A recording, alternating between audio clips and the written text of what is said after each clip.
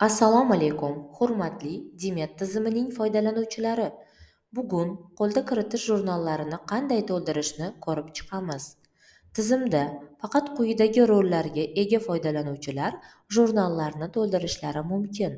Direktor, shifokor, menejer. Hujjatlar bo'limini oching.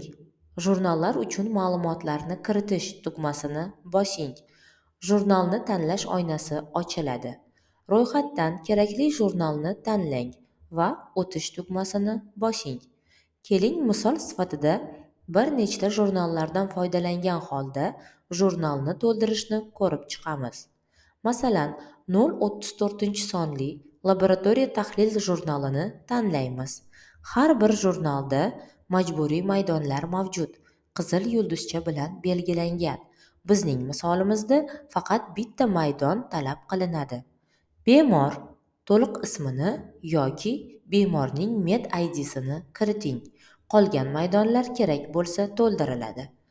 Kerakli ma'lumotlarni kiritgandan so'ng saqlash tugmasini bosing.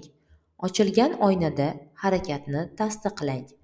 Saqlangandan so'ng yozuvni tahrirlash imkonsiz bo'ladi. Shuning uchun ma'lumotlarni diqqat bilan kiriting. Keling, ikkinchi misolni ko'rib chiqamiz. 020-sonli EKG tekshiruvini qayd qilish jurnalini to'ldiramiz. 020 sonli jurnalni tanlagandan so'ng kerakli maydonlarni to'ldiring. Ushbu jurnal uchun bu maydonlar: sana, bemor, to'liq ismi yoki tibbiy karta raqami bo'yicha qidiring. Statsionar bemorning kasallik tarixi raqami, bo'lim, palata, tadqiqot protokoli va xulosa, tadqiqotni o'tkazgan shaxs. Qolgan maydonlar kerak bo'lsa to'ldiriladi. Barcha ma'lumotlarni to'ldirgandan so'ng saqlash tugmasini bosing. Ochilgan oynada amalni tasdiqlang. Saqlagandan so'ng yozuvni tahrirlash imkonsiz bo'ladi.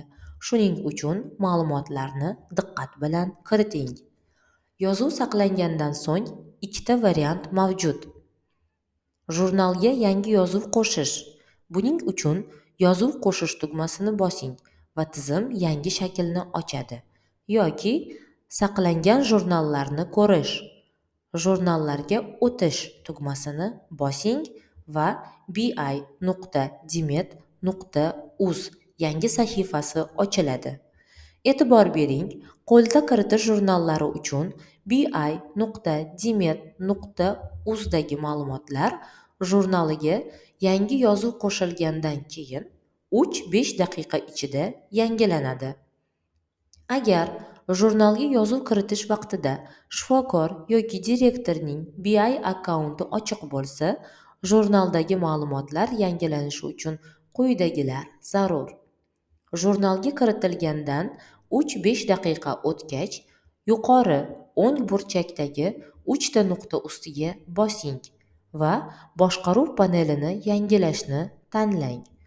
Agar jurnalga yangi yozuv kiritilgan vaqtda BI ochilmagan bo'lsa, yangi yozuv kiritilgandan keyin 3-5 daqiqadan so'ng BI'da kerakli jurnalni ochishingiz kerak bo'ladi va bu yozuv u yerda ko'rsatiladi.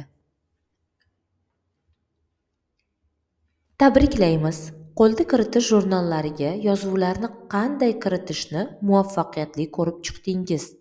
Asta-sekin barcha qo'lda kiritilgan jurnallar avtomatik ravishda yaratilgan jurnallarga aylantiriladi. Buni keyingi tizim yangilanishlarida kuting.